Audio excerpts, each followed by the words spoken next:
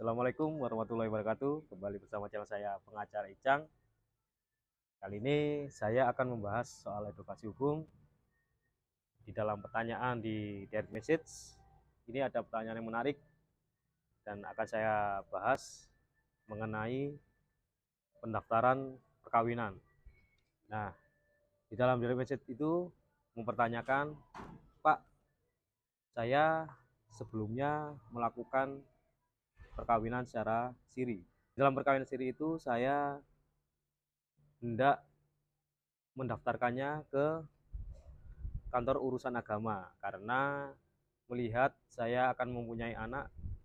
Ketika anak saya nanti lahir, anak saya tidak akan mendapatkan akte kelahiran karena perkawinan saya yang belum tercatat secara administrasi negara.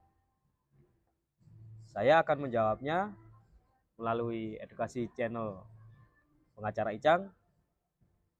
Jangan lupa like dan subscribe channel pengacara Icang di YouTube dan like di akun TikTok maupun Instagram saya.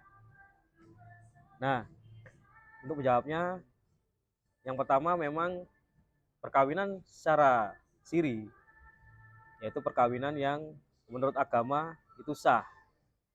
Namun secara hukum negara, perkawinan ini belum tercatat dan menurut Undang-Undang Nomor 1 Tahun 1974, perkawinan yang sah secara negara adalah perkawinan yang tercatat melalui kantor urusan agama. Nah, bagaimana menyikapi hal yang sudah terjadi seperti ketika belum dicatatkan tapi sudah melakukan akad nikah secara siri? Yang pertama, di dalam peradilan agama dikenal dengan isbat nikah. Apakah itu isbat nikah? Isbat nikah adalah proses kepastian hukum mengenai status perkawinan yang awalnya siri menjadi statusnya sah secara hukum negara. Dan nantinya ketika ada kepastian hukum soal perkawinan tersebut, maka perkawinan tersebut dapat diajukan, didaftarkan di kantor urusan agama ketika isbat nikah tersebut dapat dikabulkan.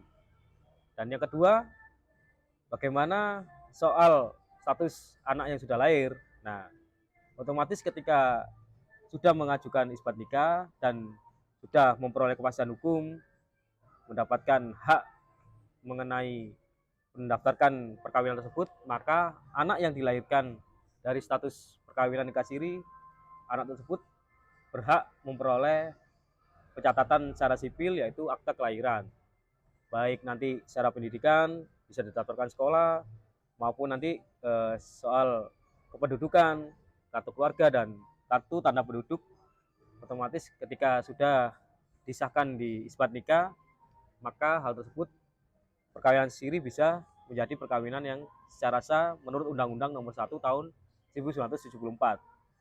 Dan hak-hak mengenai perdata, soal waris dan sebagainya akan terlindungi, di mana anak tersebut statusnya juga mendapatkan waris dari bapaknya karena nasabnya jelas. Seperti itu.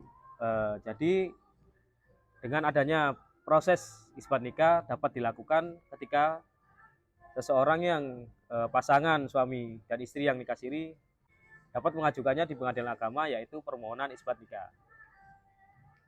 Jika ingin lebih lanjut, maka dapat konsultasi kepada saya di direct message pengacara Icang. Terima kasih sudah menonton channel saya. Assalamualaikum warahmatullahi wabarakatuh.